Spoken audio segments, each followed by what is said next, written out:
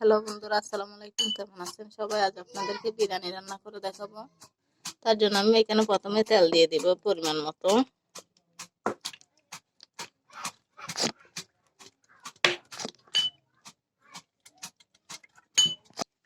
এখন আমি এখানে 2 কেজি পরিমাণ গরু মাংস নিয়েছি, সেগুলো দিয়ে দিব তেলের মধ্যে। তো এইভাবে বিরিয়ানি রান্না করলে অনেক বেশি মজা হয়, বাড়ির সবাই অনেক বেশি পছন্দ করে। এখন আমি এখানে গরু মাংস দিয়ে নিয়েছি, এখন আমি আলুগুলা দিয়ে দিব এখানে।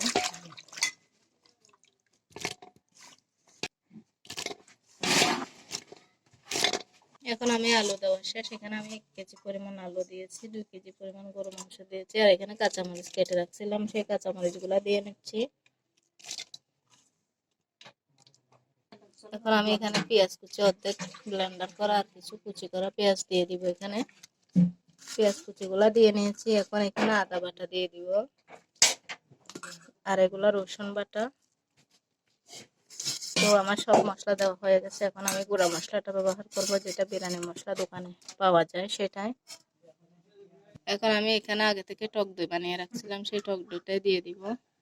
তো দেখেন টক দই, এটা পাউডার দুধ দিয়ে বানিয়েছি আমি টক দইটা। টক দই দিয়ে দিচ্ছি।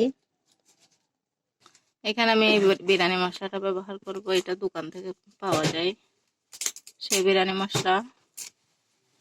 এই যে এটা প্যাকেট, এটা আমি পুরাটা দিয়ে দেবো এখানে। এখানে আমি পুরা বিরিয়ানি মশলাটা দিয়ে দিচ্ছি।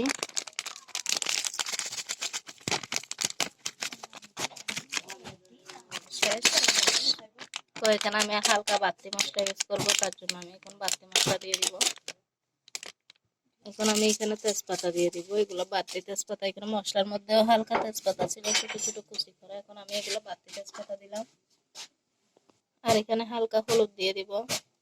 আমার একদম সাদা হলুদ ভালো লাগে না, তার জন্য একটু হালকা হলুদ দিয়ে নিবো। আর কিছু মরিচের গুঁড়া অ্যাড করে দিব, এখানে মরিচের গুঁড়া দিয়ে নিচ্ছি আমি। এখানে ডালচিনি সবকিছু আছে, এলাচি গোলমরিচ সবকিছু ব্লেন্ডার করা, ওটা দিয়ে দিলাম এখন আমি। আর হালকা জিরা গুঁড়া দিয়ে দিব। তো জিরা গুঁড়া দিয়ে নিচ্ছি। এখন আমি পরিমাণ মতো লবণ দিয়ে দিব।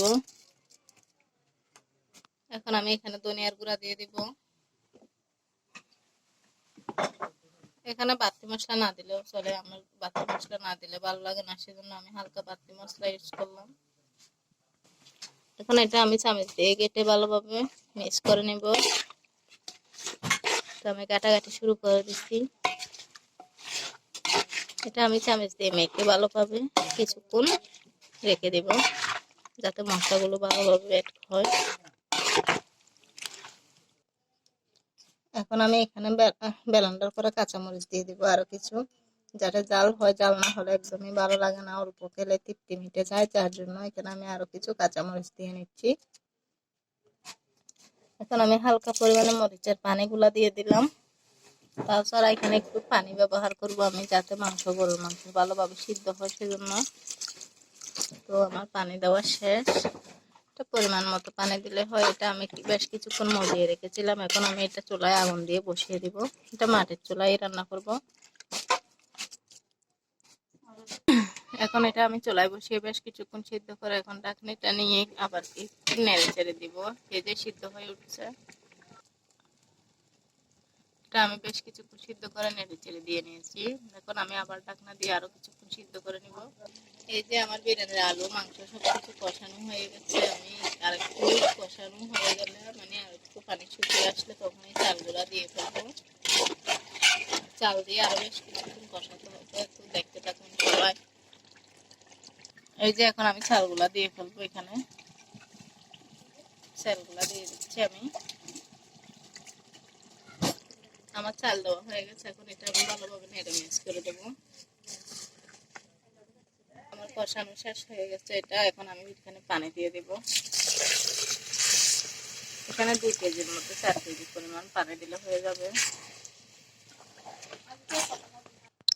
এখন আমার পানি দেওয়া কমপ্লিট হয়ে গেছে। এখন আমি ঢাকনি দিয়ে ভালোভাবে ঢেকে দিব। এটা আবার জাল একটু বাড়ায় দিয়ে ভালোভাবে সিদ্ধ করে নেব। এই যে আমার বিরিয়ানি পর্যন্ত হয়ে গেছে। এখন আমি ঢাকনি দিয়ে ভালোভাবে ঢেকে দিব এটা। এর বাসমতি চাল কি দাবা বাসমতি চাল ওইটা ভারতে পাওয়া যায়, বাসায় পাওয়া যায়, ওইটা রান্না করার পর